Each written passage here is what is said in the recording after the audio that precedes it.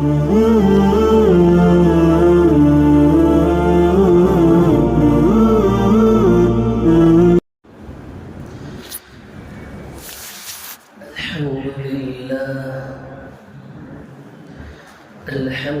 لله نحمده ونستعينه ونستغفره ونؤمن به ونتوكل عليه ونعوذ بالله من شرور أنفسنا ومن سيئات أعمالنا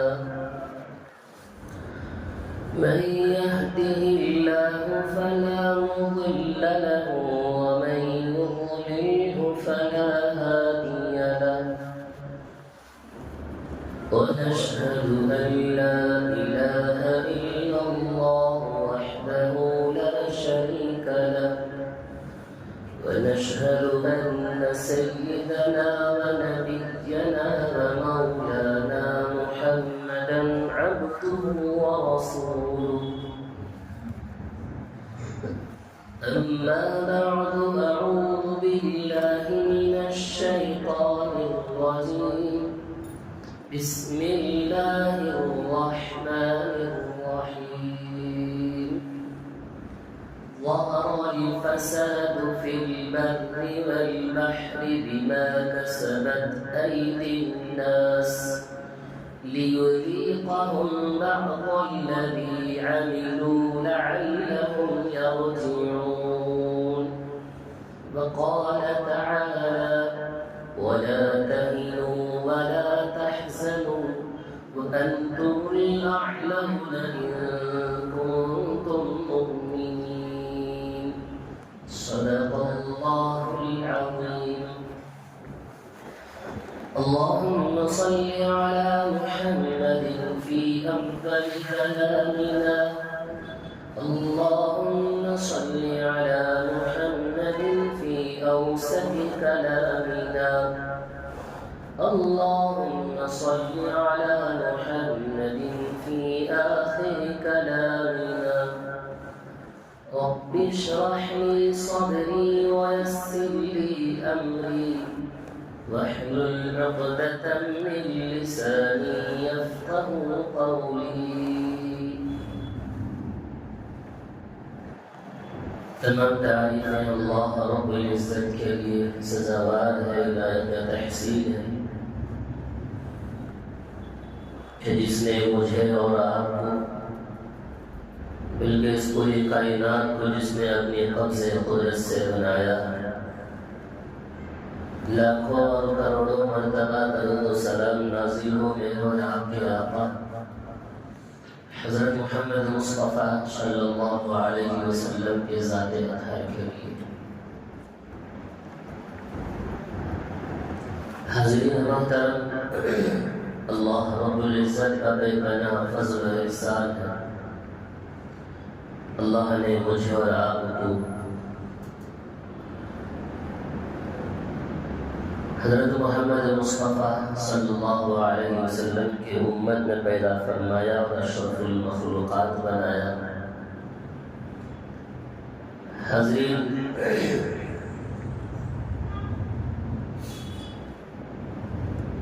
ہمارا جس دور سے گزر رہے ہیں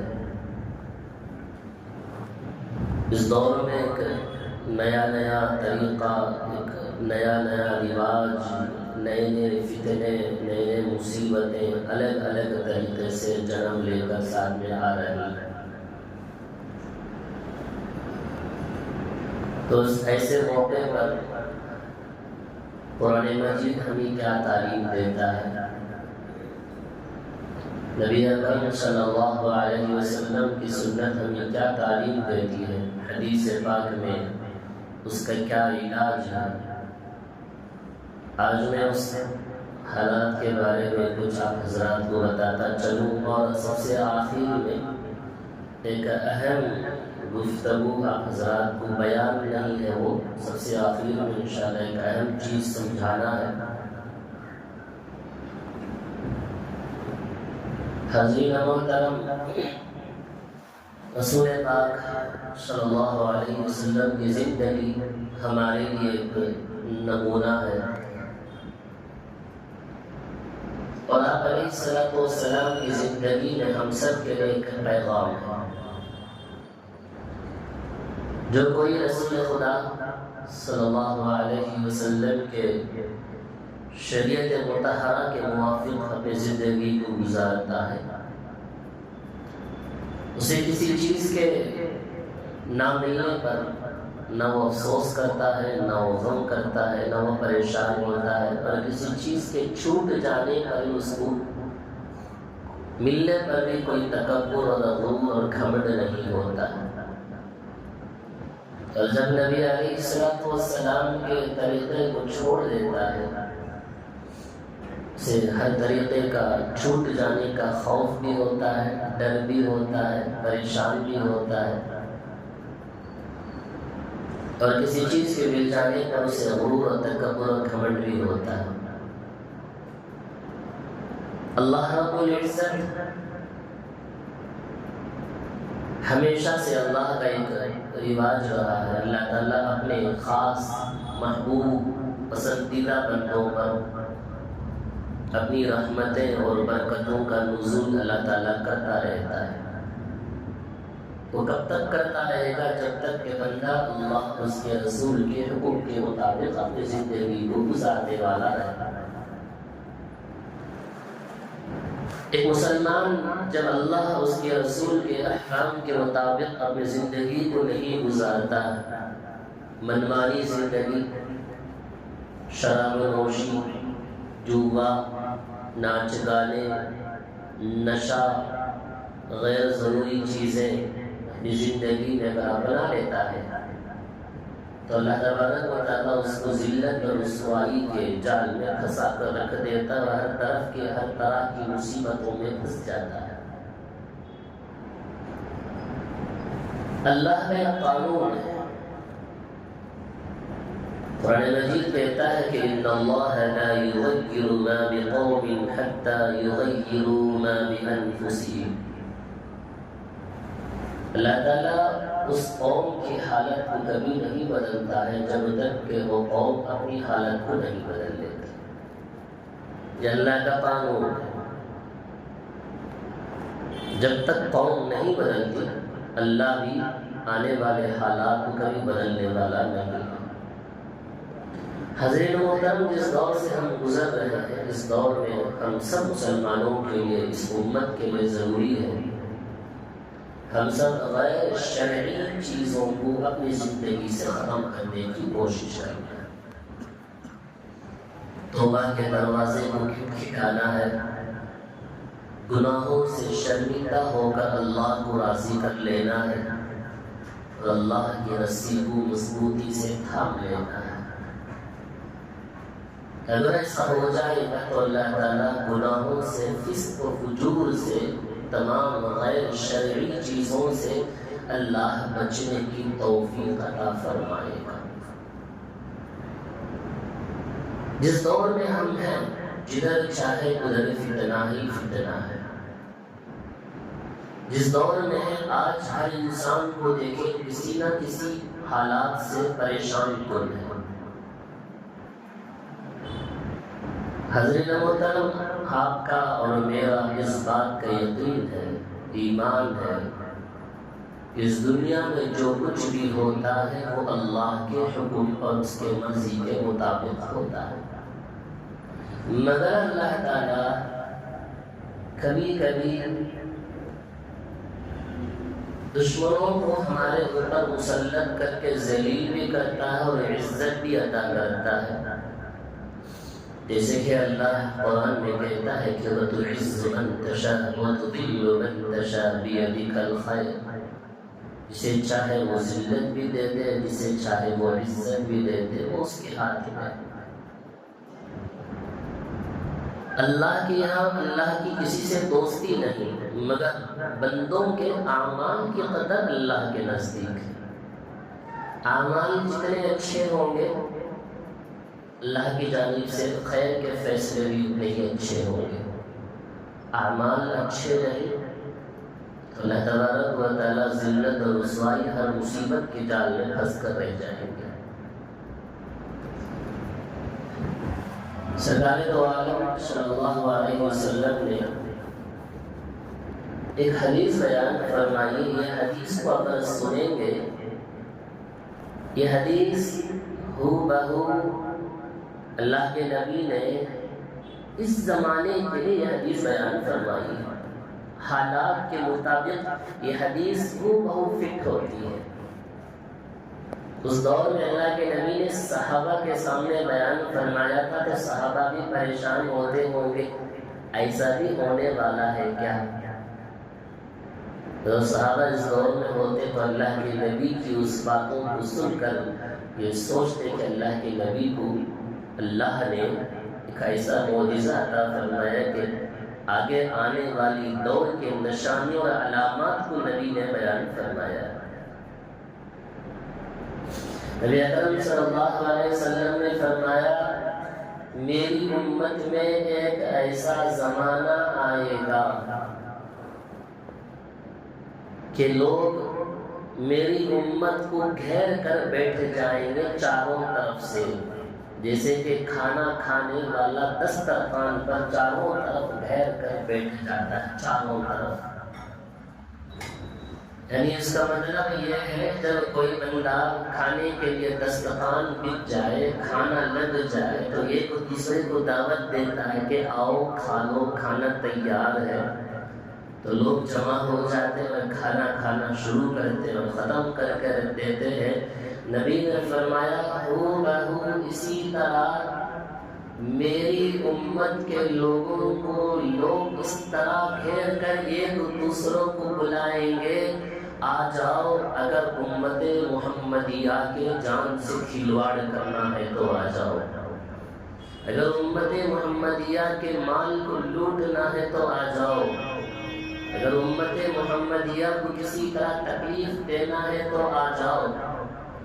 آج ہو رہا ہے، آج ہم کھلے آنکھوں سے اس کو دیکھ رہے ہیں۔ میرے نبی کی حدیث کا خلاصہ آپ حضرات کے سامنے ہے، کوئی چھپی بات نہیں، کھلی بات ہے۔ میرے نبی کی حدیث اس طرح کھلی واضح نشانیاں ہیں۔ آج ہم چاروں طرف سے دیکھ رہے ہیں، یہود، نصارہ، کافر اور مشرک چاروں طرف امت محمدیہ کو اپنے جال میں پھنسا کر ان کے جان سے کھلواڑ کیا کر رہا ہے۔ کبھی کسی مسجد پر، کبھی کسی کی عبادت گاہوں پر، کبھی کسی کے جان کے لیے، کبھی کسی کے مال پر، کبھی کسی کے، ہر جگہ کوئی نہ کوئی فتنہ۔ ہر انسان پریشان نظر آتا ہے اس فتنے میں کہ ہم کیا کریں، یہ حالات کیوں آئے ہیں ہم پر، اس حالات سے نمٹنے کے لیے، اس حالات سے بچنے کے لیے ہم کیا تدبیر اختیار کریں گے۔ تو صحابہ نے اس حدیث کو سن کر اللہ کے نبی سے پوچھا، یا رسول اللہ، کیا اس وقت میں امت محمدیہ کی تعداد کم ہوگی؟ صحابہ نے پوچھا اللہ کے نبی سے، اللہ کے نبی کیا اس وقت میں امت محمدیہ کی تعداد کم ہوگی؟ نبی نے کہا نہیں، تمہاری تعداد مسلمانوں کی زیادہ ہوگی۔ ہر آبادی میں، ہر شہر میں، ہر گاؤں میں، ہر چپے میں، ہر محلے میں مسلمانوں کی تعداد زیادہ ہوگی۔ اللہ کا شکر ہے تعداد مسلمانوں کی زیادہ ہے۔ دفتر کے ہر کاغذات میں نام پر نام لکھا ہوا ہے، مسلمان کا نام صرف مسلمان کا ہے، مگر کام شریعت کے موافق نہیں ہے۔ نبی نے کہا آپ کی تعداد زیادہ ہوگی۔ پھر نبی نے کہا کہ اس وقت مسلمانوں کی حالت یہ ہوگی جیسے کہ سیلاب کے پانی میں بہنے والا کوڑا کرکٹ، یعنی کچرے کے مانند ہوگی۔ تعداد تو مسلمانوں کی ہوگی، مگر ان کی مثال نبی نے یہ دے کر فرمایا اس وقت امت محمدیہ کی، یعنی مسلمانوں کی حالت یہ ہوگی سیلاب کے پانی میں بہنے والے کچرے کی مانند ہوگی، یعنی پانی جس طرف بہ کر چلا جاتا ہے کچرا بھی اس طرف ساتھ میں چلتا ہے. اگر پانی دائیں جانب جاتا ہے تو کچرا بھی دائیں جانب، کچرا اگر بائیں جائے تو پانی تو کچرا بھی ساتھ میں جاتا ہے. کچا پانی جہاں رک گیا تو کچرا بھی وہیں رک گیا. نبی نے فرمایا مسلمانوں کی کوئی تہذیب، کوئی تمدن، کوئی اخلاق، کوئی شریعت، ان کی کوئی گول، ان کی کوئی اہم نہیں ہوگا. وہ انڈین کلچر، ماڈرن کلچر کے موافق اپنی زندگی کو گزارے گے. دنیا جو چاہتا ہے اس پر زندگی گزارے گا. شریعت کے موافق ان کی زندگی نہیں ہوگی. نبی علیہ السلام کی سنت کے موافق اپنی زندگی نہیں بسر کریں گے. کسی کو دیکھ لیا، کسی کا لباس پسند آ گیا، اس کو فالو کر لیے. کوئی آڑا ٹیڑھا سر کے بال کو کاٹا، سمجھ لیے کہ فیشن ہے، اپنی زندگی کو اس کا اپنی زندگی میں لانے کی کوشش کر لیے. یاد رکھیں کہ اگر کوئی بندہ وہ سنت پر پابند بن کر اپنی زندگی کو آئیڈیل تو بنا سکتا ہے، مگر غیروں کے طریقے کو اختیار کر کے کبھی کامیاب نہیں ہوا ہے اور نہ کبھی ہو سکتا ہے. ارے ماڈل بننا ہے، کسی کا آئیڈیل بنانا ہے.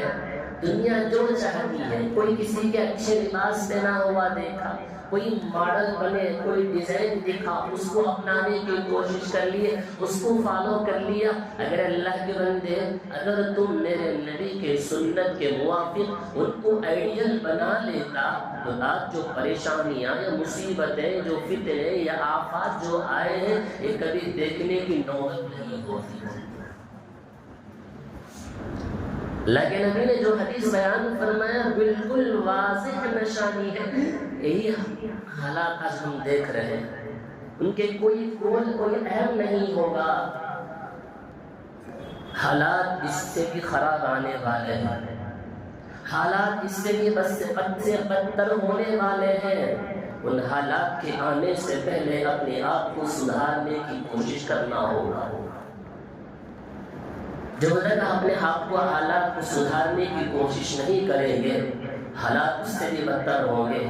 جناب رسول اللہ صلی اللہ علیہ وسلم نے فرمایا اللہ تبارک و تعالی تمہارے دشمنوں کے دلوں سے تمہارا ڈر اور خوف کو اللہ نکال دے گا. جب تمہارے دل کے اندر، دشمن کے دل کے اندر تمہارا ڈر اور خوف نکلا تو دشمن تم پر حملہ ہو سکتا ہے، دشمن تم پر حاوی ہو سکتا ہے. جب مچھلی سمندر میں جب غافل ہوتی ہے تو اس کے جال میں پھنستی ہے. پرندہ بھی جب غافل ہوتا ہے تو شکار کے حوالے ہوتے ہیں. اسی طرح اگر انسان غافل ہوا تو شیطان کے حوالے ہوتا ہے، دشمن کے حوالے ہو کر رہ جاتے ہیں. نبی نے فرمایا اگر تمہارے دشمنوں کے دلوں کے اندر خوف اور ڈر کو بٹھانا ہے تو تم نیک اعمال میں بڑھ چڑھ کر حصہ لو اور ایمان کامل اپنے اندر پیدا کرنے کی کوشش کرو. اس کے بعد دیکھو کتنا خوف اور ڈر اللہ تعالیٰ ایک تمہارے دشمنوں کے دلوں کے اندر ڈال دیتا ہے. آج ایک مسلمان کا کوئی کام ہونا ہے، ظاہر سی بات ہے، سوچ کر دیکھیں، باہر کے حالات کو مد نظر رکھ کر اس کے ذہنوں میں رکھ کر آپ سوچیں. اگر ایک معمولی سے کوئی ایک ڈاکومنٹس کا اگر ایک کام ہونا ہو تو آپ بتائیں کہ آپ کے وہ ڈاکومنٹس کے کام کتنے مہینوں میں، کتنے سالوں میں ہوتا ہے. یہ کہ اسپیلنگ مسٹیک میں ایک غلطیوں پر کتنے مہینوں کا چکر کاٹنا پڑتا ہے. وجہ کیوں ہے؟ اس کو صرف ایک چیز دکھائی دیتا ہے، مسلمان، اس کے دل کے اندر خوف نہیں ہے.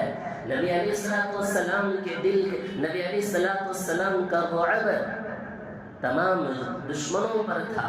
حضرت ابو بکر، حضرت عمر، حضرت عثمان، حضرت علی کا رعب اور دبدبا تھا.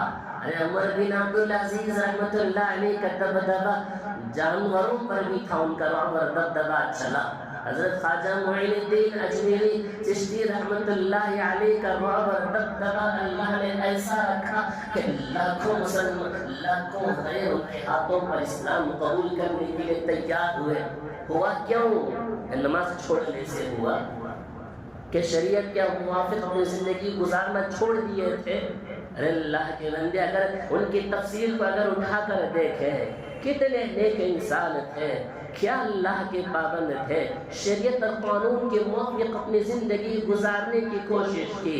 خواجہ قطب الدین مختار کاکی رحمت اللہ علیہ کی زندگی کو اٹھا کر دیکھے، آخری وقت کے انتقال میں ان کے جنازے کی نماز کے لیے انہوں نے کیا کیا شرائط کو رکھا کہ میرے جنازے کی نماز وہ پڑھائے کہ جس کی کوئی تہجد بھی نہ چھوٹی ہو، جس کے پہلی صف کا نماز کا پابند ہو، اس کی کوئی ایک نماز کی قصر نہ ہو، اور عصر کی نماز کی سنت بھی اس کی نہ چھوٹی ہو، اور یہاں تک کہ فرمائے کسی غیر محرم عورت کے اوپر بھی اس کی نگاہ نہ اٹھے ہو۔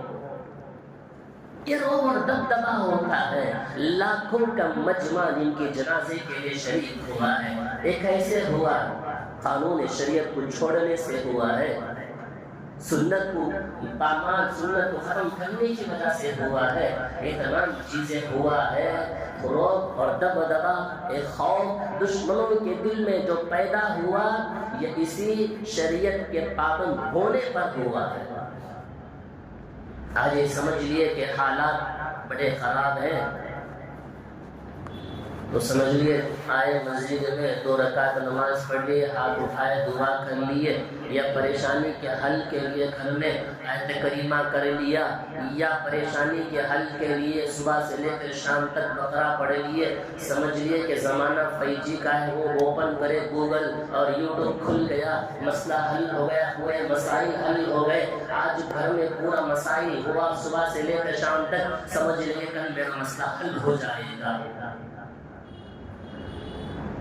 کیا قرآن کی اتنی ہی قدر ہے، کیا ذکر کی اتنی ہی قدر ہے کہ جب ضرورت پڑی اس کو پڑھ لیے، جب ضرورت پیش آیا اس کو کھول لیے، جب ضرورت پیش آیا مصلی بچھا لیے۔ یہی شریعت تھا، ارے یہی شریعت تھی۔ اگر یہی شریعت تھا تو میرے نبی نے اسی شریعت کو عام کرنے کے لیے جگہ جگہ جانے کی ضرورت کیا تھی؟ دشمنوں سے قطرے کھانے کی ضرورت کیا تھی؟ خون سے لہو لہان ہونے کی نبی کی ضرورت کیا تھی؟ مار کھانے کی نوبت کیوں تھی نبی کی؟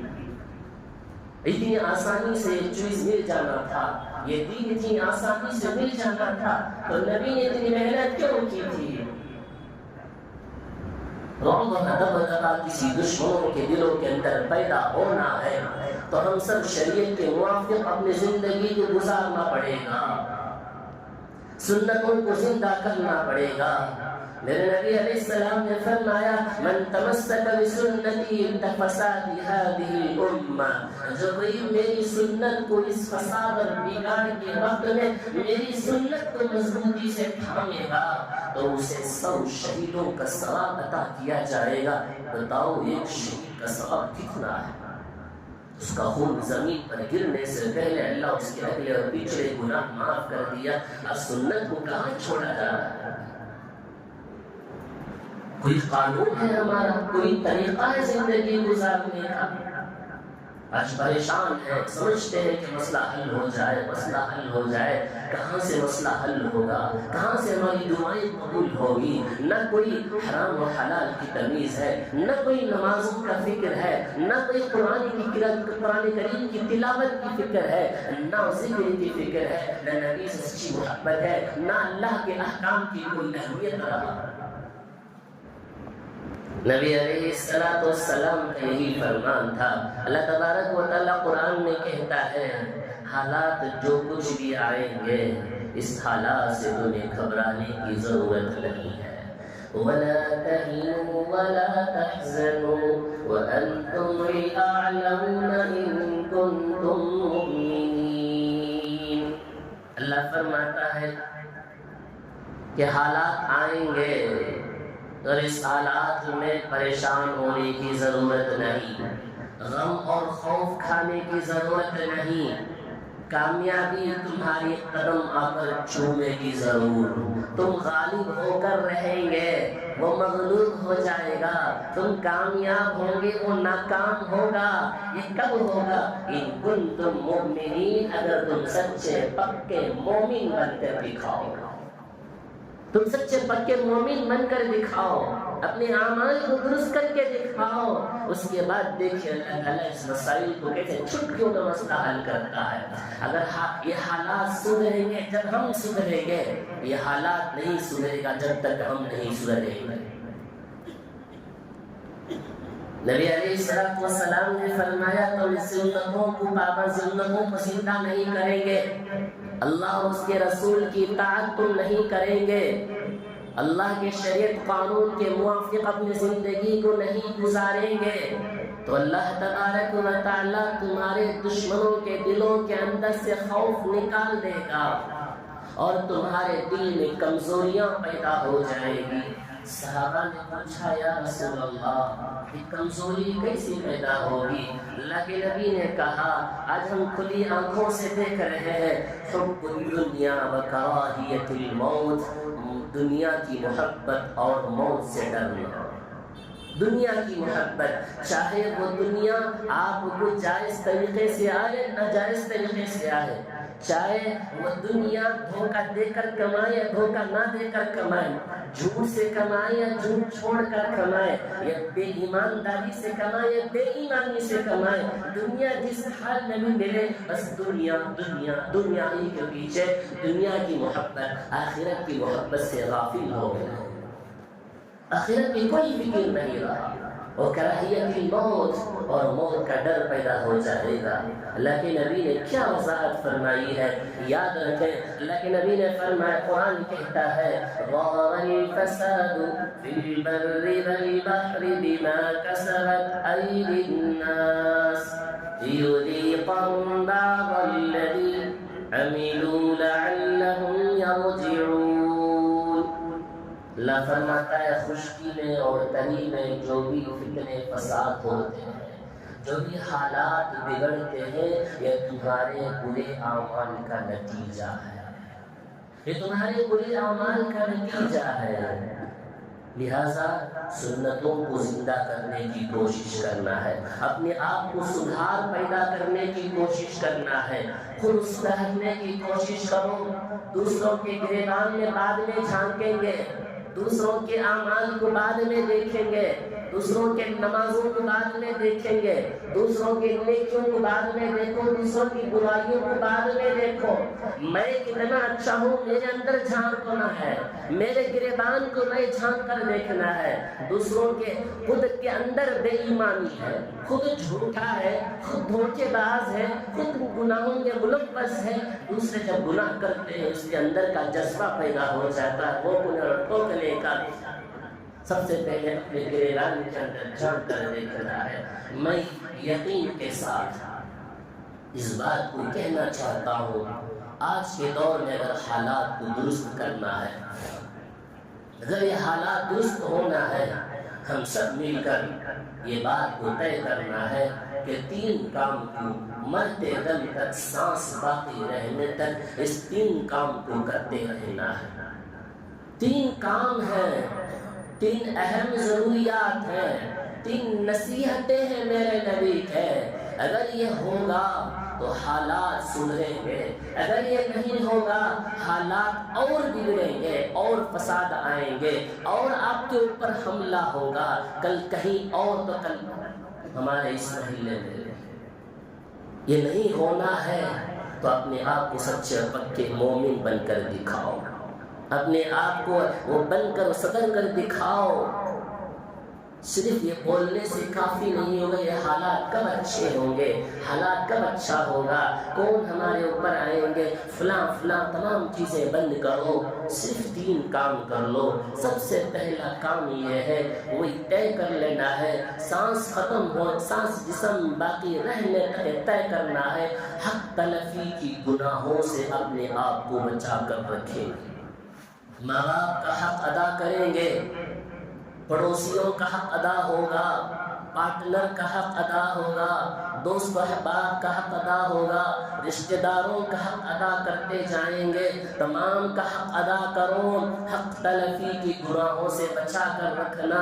میرے نبی علیہ السلام نے فرمایا ہے تم اللہ کے احکامات کے حقوق کو ادا کرو، شریعت کے موافق اپنے زندگی کو حفاظت کرنے کی کوشش کرو، سنتوں کی حفاظت کرو، اللہ تمہاری حفاظت کرے گا۔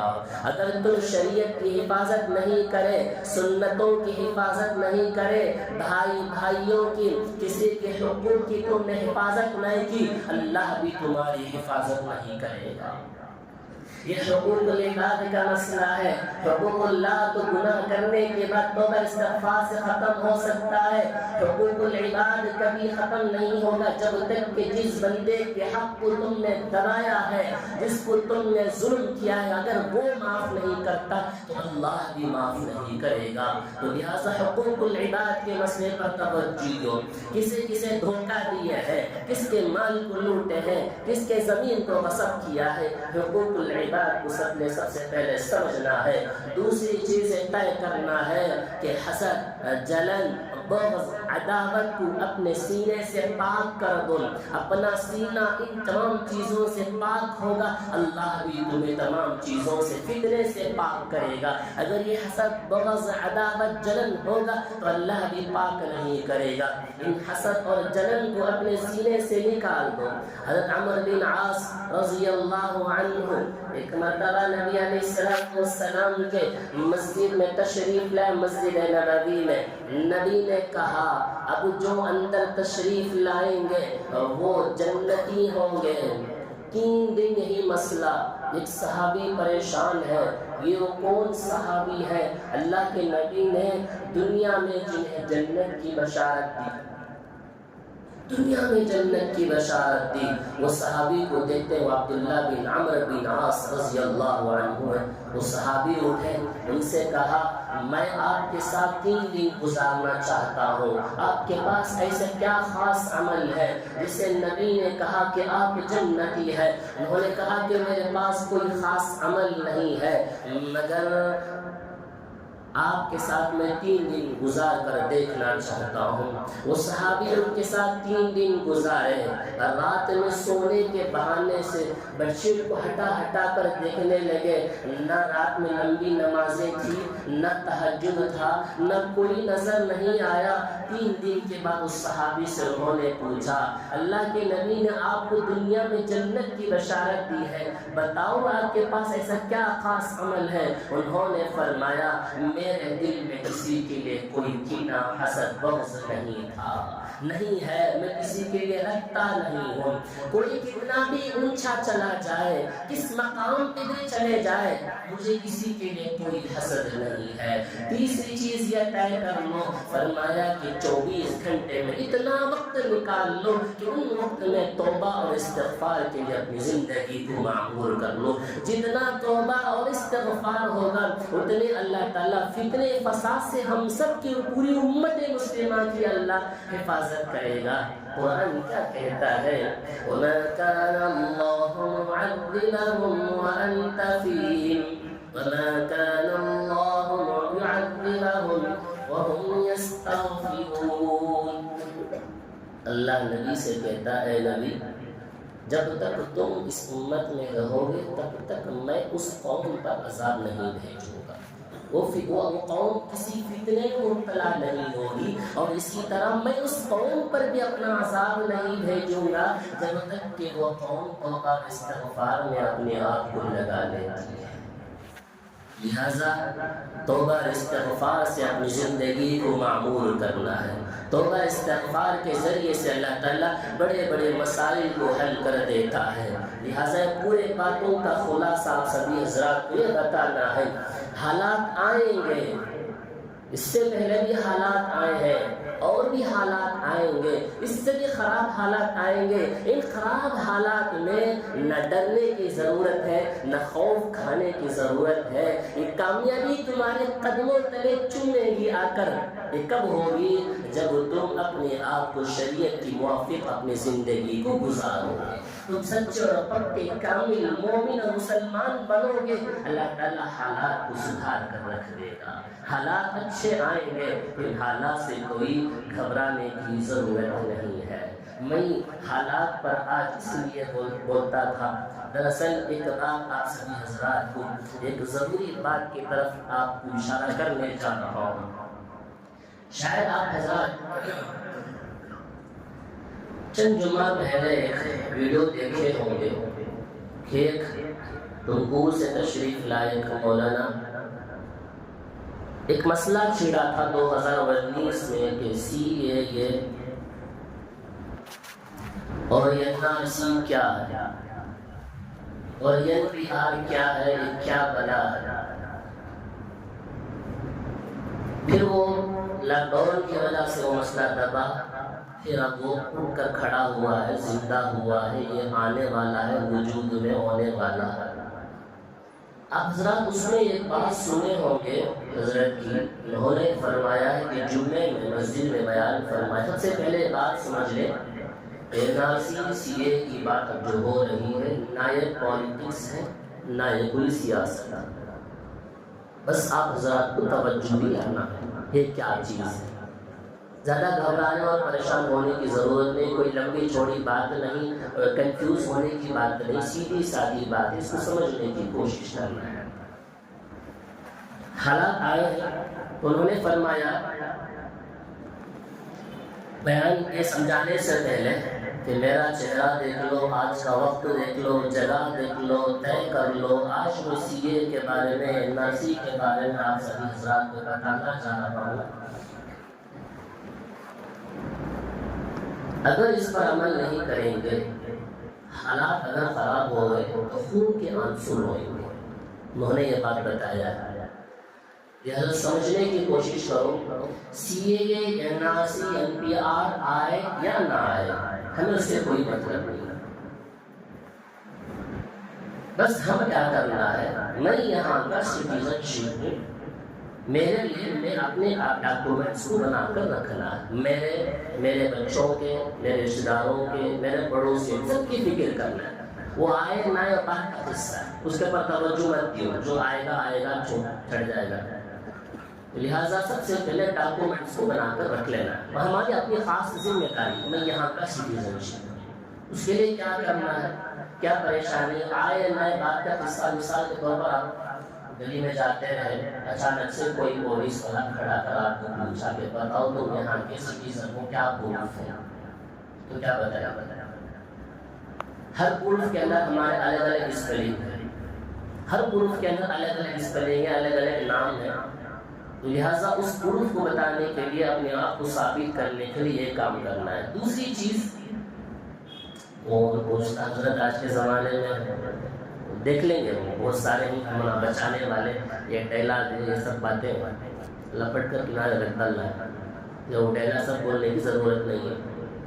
اب وہ کوئی بچانے والا نہیں ہے، آج کے زمانے میں کوئی نہیں بچانے والا ہے، سب کو اپنی اپنی فکر پڑی ہے۔ جو NRC CAA ہونا بہت صحیح کیے تھے وہی آج فکر میں مبتلا ہے، وہی پھنسے ہوئے ان چیزوں میں۔ آسام کے اندر یہ شروع ہوا تھا جب 40 لاکھ افراد ڈاکومنٹس نہ ہونے پر پھنسے ہوئے ہیں، جس میں 18 لاکھ صرف مسلمان ہیں۔ تو لہٰذا سب سے پہلے یہ بات ہم سمجھ لینا ہے، اللہ کا فضل ہے کہ بہت سارے افراد الحمدللہ ڈاکومنٹس کو بنا کر تیار رکھے ہیں، بہت سارے بنائے بھی ہیں اور بھی بہت سارے غفلت میں، لہٰذا بنا لینا ہے پروف کیا چیز ہے، کیونکہ اگر نہیں بنائیں گے، آسام کا ایک ملٹری سے ریٹائر ہو کر آیا ہے، اس کو اپنا سٹیزن شپ پروف کرنا پڑا ملٹری میں رہتے ہوئے۔ ہم تو ملٹری میں نہیں، ہمارا کیا حال ہوگا۔ فرماتے ہیں کہ سٹیزن شپ یہ 1955 میں بنا ہے، 1955 میں یہ بنا ہے. فرماتے ہیں 26 جنوری 1950 میں ہمارا کانسٹیٹیوشن بنا، ہمارا دستور بنا. اس دستور میں سٹیزن شپ کون ہوگا، کیا ہوگا، اس کی تفصیل اس کے اندر نہیں تھی. اتنی باتیں سمجھنے کی کوشش کر لیں. دوسرا فرماتے ہیں 5 سال کے بعد پارلیمنٹ میں 1955 میں سٹیزن شپ ایکٹ پاس ہوا. آپ کانسٹیٹیوشن میں جا کر دیکھیں گے، ایکٹ میں 5-11 آرٹیکل میں یہ بات لکھا ہوا ہے کون یہاں کا شہری کون ہوگا کہ 1955 یہ قانون بنا. پھر اس کے بعد 4 مرتبہ امینڈمنٹ بل پاس ہوا. امینڈمنٹ یعنی 4 مرتبہ کانسٹیٹیوشن میں الگ الگ طریقے سے 4 مرتبہ قانون بدلتا ہے، اس کو کہتے ہیں امینڈمنٹ بل. 4 مرتبہ بل پاس ہوا. ایک مرتبہ ہوا 1986 میں، ایک مرتبہ ہوا 1992 میں، ایک مرتبہ ہوا 2003 دسمبر میں، ایک مرتبہ ہوا 2005 میں.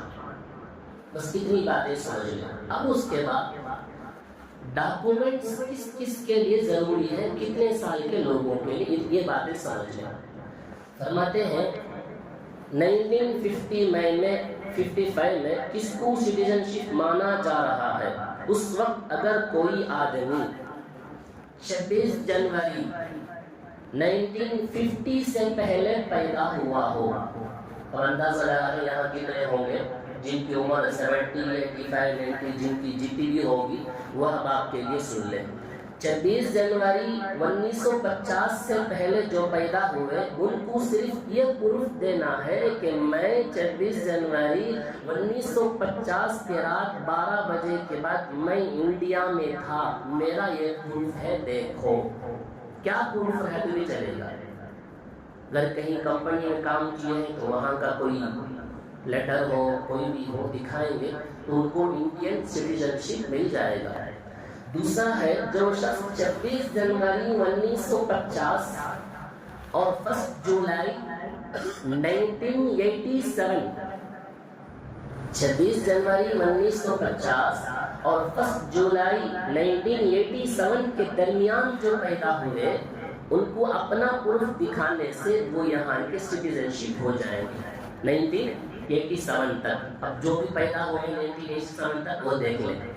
پھر اس کے بعد دیکھیں جو بچہ 1 جولائی 1987 کے بعد پیدا ہوا 3 دسمبر 2004 سے پہلے پیدا ہوا، انہوں صرف اپنا پروف دکھانا کہ میں انڈیا کا شہری ہوں، اس کو انڈین سٹیزن شپ نہیں مانا جائے گا.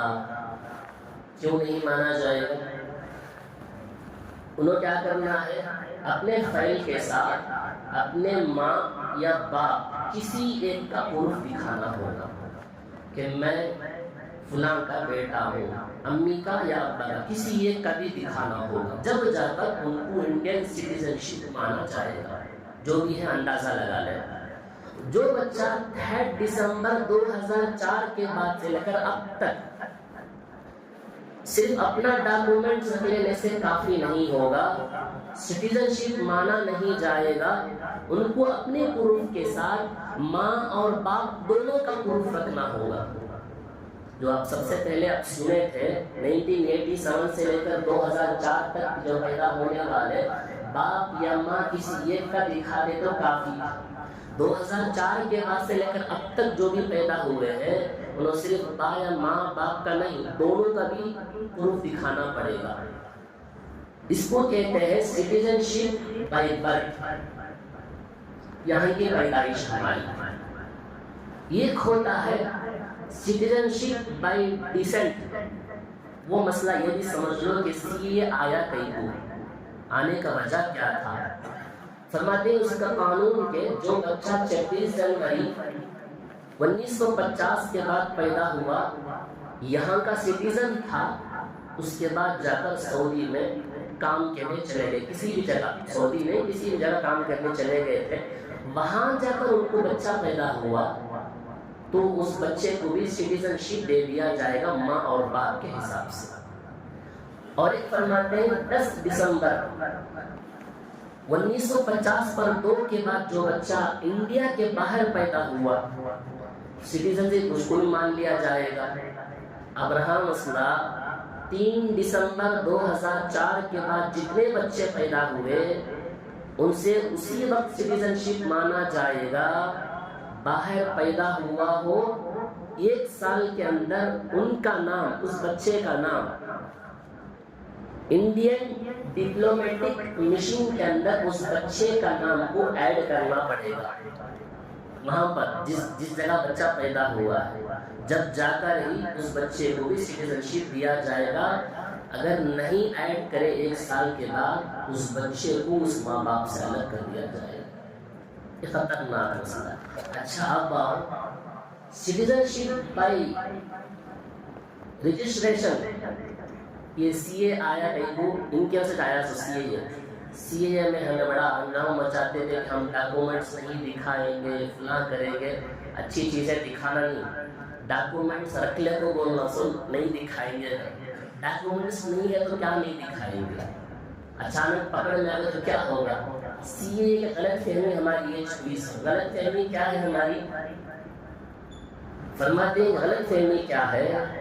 فرماتے ہیں سی اے کس کے واسطے آیا ہے؟ سی اے ان کے واسطے آیا ہے اگر افغانستان، پاکستان، بنگلہ دیش اس کا کوئی بھی آدمی یہاں آ کر اپنا رجسٹر کرانا چاہتا ہے، اس میں کون کون کے مذہب والے ہوں گے؟ 4 یا 5 مذہب والے ہوں گے، جین، بدھ مذہب، پارسی وغیرہ وغیرہ لوگ، اس میں مسلمان شامل نہیں ہیں۔ یہ سی اے ان کے واسطے بنا ہے، ہمارے واسطے نہیں بنا تھا۔ غلط فہمی تھی ہماری ان لوگوں کے لیے، اگر یہاں آ کر رجسٹر کرنا چاہے تو ان کے لیے سی اے بنا ہے۔ اب اس وقت میں ہم سب کو کرنا کیا ہے؟ اب معلوم ہو ہے کتنے سال کے لیے، کتنے سال تک کے لوگوں کے لیے کیا کیا ڈاکومنٹس رکھنا ہے۔ اب فرماتے ہیں ہمیں کرنا کیا ہے؟ فرماتے ہیں آسام میں ڈاکومنٹ سب کو بنایا گیا، کچھ لوگ بولے کچھ پکڑ کو کیا بھی ہوتا نہیں، فلاں فلاں باتیں بولے تھے، آج وہی پھنسے ہوئے ہیں۔ فرماتے ہیں ڈاکومنٹس میں ایک اسپیلنگ مسٹیک کی وجہ سے، ایک غلطی کی وجہ سے آسام کے اندر 10 لاکھ لوگ اس میں مسلط ہو گئے، پریشانی نہ آئے، ایک اسپیلنگ مسٹیک کی وجہ سے۔ فرماتے ہیں مسئلہ کیا ہے؟ ہماری پراپرٹی ہے، ہمیں پراپرٹی خریدے ہیں، ان کے اندر تمہارا نام ہے، اس میں ایک نام ہے، آدھار میں ایک نام ہے، ووٹر آئی ڈی میں ایک نام ہے، صرف ایک اسپیلنگ مسٹیک ہے، اس کو درست کر لیے، ٹھیک ہے، تمہاری پراپرٹی تمہارے ہاتھ میں رہے گی۔ جب وہ ڈاکومنٹ سرچ کرنے کے واسطے لوگ آئیں گے، تمہارے ڈاکومنٹس کو میچ کر کر دیکھیں گے، گھر کی پراپرٹی کا کاغذ اور آدھار کارڈ میں ایک اسپیلنگ مسٹیک رہا ہوگی، تمہاری پراپرٹی حکومت کے حوالے کر دیا جائے گا، تمہاری پراپرٹی تمہاری نہیں ہوگی، بعد میں لے جا کر ڈیٹیشن سینٹر میں ڈال دیا جائے گا۔ یہ مسئلہ ہوگا صرف ایک اسپیلنگ مسٹیک کی وجہ سے۔ لہٰذا جب بھی آپ کوئی پروف بناتے ہیں غور سے پروف بنائیں۔ اسپیلنگ اکثر ہمارے یہاں آگے بتاؤں گا اس کا مسئلہ کیا ہے، اسپیلنگ مسٹیک کیا کرتے ہیں ہم لوگ، کیونکہ نام گھر میں بلانے کا نام الگ ہے، لکھنے کا نام الگ ہوتا ہے۔ اچھا سب سے پہلا پروف ایتھینٹک ضروری اور اہم پروف کیا کیا جمع کرنا ہے، وہ ہے برتھ سرٹیفکیٹ۔ اب اکثروں کا مسئلہ ہے جو 1987 سے پہلے جو بھی پیدا ہوئے اکثر گھروں میں پیدا ہوئے، اب ان کا برتھ سرٹیفکیٹ نہیں ہے، اسے کیا کرنا ہے؟ اس کا ایک مسئلہ بیان کرنا ہے، وہ یہ ہے کہ آپ کسی لائر کو لیں، اس کے ذریعے سے لوکل کارپوریشن آفس کو جائیں، آپ ایک ایکنالجمنٹ وہاں سے لیں، وہاں سے لینے کے بعد اس کو کورٹ میں سبمٹ کریں، کورٹ والا آپ کو ایک پولیس بھیجے گا انکوائری کے لیے، یہاں پر انکوائری ہوگا محلے میں، وہ پولیس آپ کے ساتھ آپ کو 2 گواہ لے کر کورٹ میں جائے گا، کورٹ وہاں کھڑا کر گواہ پوچھے گا، آپ کو برتھ سرٹیفکیٹ ایشو کر دی جائے گی 2-3 مہینے کے اندر، جس میں 2 یا 3 ہزار روپے کام ہو جائے گا۔ آسام میں 2-3 ہزار کو پیچھے ہٹنے کی وجہ سے 5-10 لاکھ دینے کے لیے تیاری ڈاکومنٹس بنتا نہیں، پریشانی میں آ گئے. اور اسی طرح اسکول سرٹیفکیٹ بہت سارے پچھلے پرانے 1987 سے پہلے اسکول گئے سرٹیفکیٹ حاصل نہیں ہوا ہے, ان کو بھی چاہیے کہ جس اسکول میں گئے ہیں وہاں جائیں, وہاں کے دفتر سے بات کریں, ڈاکومنٹس کو نکالنے کی کوشش کریں.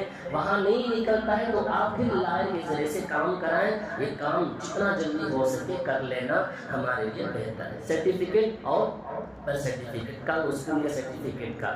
دوسرا یہ ہے میرج سرٹیفکیٹ, یہ بہت اہم ضروری ہے. یہ اگر میں ڈاکومنٹس جمع کیا ہوں, میرا آدھار کارڈ سب کچھ ہے, اب میں امی ابا کے ڈاکومنٹس کو جمع کرنا ہے, میرے ناموں میں اسپیلنگ مسٹیک ہے اور امی ابا کے نام کا نام الگ ہے, میرے باپ کا نام میرے آدھار میں کچھ غلط ہے, اس کو بھی مانا نہیں جائے گا.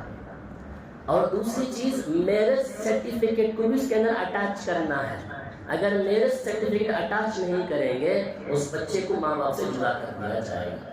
یہ بھی خطرناک ہے. ذرا سوچ سمجھ کر مزید میں دفتر لکھنے کے لیے آتے ہیں, آدھار میں جیسا ہے ہو بہو ویسے ہی نام لکھانا ہے, اور یہ دفتر یہاں کرنے کے بعد اس دفتر کو لے جا کر وقف بورڈ میں سبمٹ کرنا ہے. وقف بورڈ والے وہاں سے ایک میرج سرٹیفکیٹ بنا کر دیں گے, وہ آدھار کارڈ کے تھرو سے جیسا اسپیلنگ ہے وہی اسپیلنگ سے شوہر اور بیوی کا اٹیچ کر کے اپنے بچوں کو بھی شامل کر کے اس کے اندر دیں گے تو آپ کا ڈاکومنٹس بنے گا, ورنہ آپ کا ڈاکومنٹس ہرگز نہیں بنے گا. یہ میری اور آپ کی, ہر محلے والوں کی, میری پڑوسی, میرے دوست احباب, ہر سب کی اس کی ذمہ داری ہے. اس ذمہ داری میں بڑھ چڑھ کر آپ حضرات حصہ لینا ہے. ایک دوسری آخری بات سمجھائے ہیں, وہ بات بتا کر اپنی بات ختم کروں گا. اب آگے سامنے الیکشن آنے والا ہے, آپ ووٹر لسٹ میں اپنا نام کو بار بار انرولمنٹ ہو چکا ہوگا, نام کو بار بار چیک کرتے رہنا ہے. اگر آپ کا ووٹر لسٹ میں نام نہیں ہے, آپ ایک لائر کے تھرو سے RTI میں آپ ایک سوال بھیجیں گے کہ میرا ووٹر لسٹ میں نام کیوں نہیں ہے. وہاں سے اس کا جواب آنا ہے آفیسر سے. آفیسر کی طرف سے اگر جواب نہیں آیا, اس آفیسر کو 5 سال کی سزا دی جاتی ہے. اگر جواب آیا ہے, آپ کا نام ایک پروف ہے, چند اصول ہے, اس اصول کے موافق نام کو نکالا جاتا ہے. وہ اصول یہ اسپیلنگ مسٹیک, بہت سارے اسپیلنگ مسٹیک ہوتے ہیں, اس اصول کے موافق آپ اپنا کام کریں گے. دوسری سب سے آخری چیز یہ ہے, وہ ہے ایک سینسس ہوا تھا, یاد رہے گا آپ حضرات کو, 2011 میں ایک سینسس ہوا تھا, NRP ایک سینسس ہوا. اس سینسس میں کیا تھا, اس شہر میں کتنے مرد حضرات ہیں, کتنے عورتیں ہیں, کتنے بچے ہیں, یہ سینسس ہوا تھا بس. اس کے بعد ایک سینسس ہونے والا ہے, اس کا نام ہے NRIC, national registration of Indian citizen. NRIC ہوگا, NRC ہوا تھا, NRIC ہوگا. ایک گرین فارم ہوگا, آپ کے گھروں کے پاس لوگ آئیں گے, 26 سوالات آپ سے کریں گے. آپ کا نام, باپ کا نام, بچوں کا نام پورا ہوگا. آپ مکمل نام جیسے ڈاکومنٹس میں ویسا آپ کو بتانا پڑے گا. وہ ڈاکومنٹس کہاں جائے گا, آس پاس کے قریے میں لوگ بیٹھے ہوں گے, آفیسر, ان کے پاس پیپر جائے گا. وہ آفیسر پورے ناموں کو چیک کرتے جائیں گے. جہاں ان کو شک نظر آئے گا اس فارم میں D ڈال دیں گے, یعنی ڈاؤٹ آف سٹیزن شپ. وہ وہاں سے آپ کو لیٹر بھیجیں گے کہ آپ اپنا سٹیزن ہونے کا پروف کریں.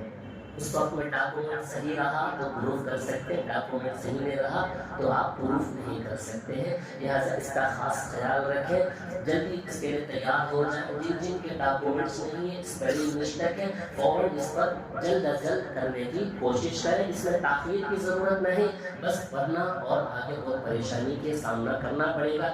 ڈرنے اور خوف کھانے کی کوئی ضرورت نہیں, تمام کام آسان ہے. اطمینان سے جلد از جلد اس کام کو نپٹانے کی کوشش کریں. یہ چند باتیں تھیں, یہ 2019 میں اچل کر بعد میں مر کر ہو گیا تھا, پھر دوبارہ یہ زندہ ہوا ہے. NRC کا اس مسئلے کو زیادہ گھبرانے خوف کی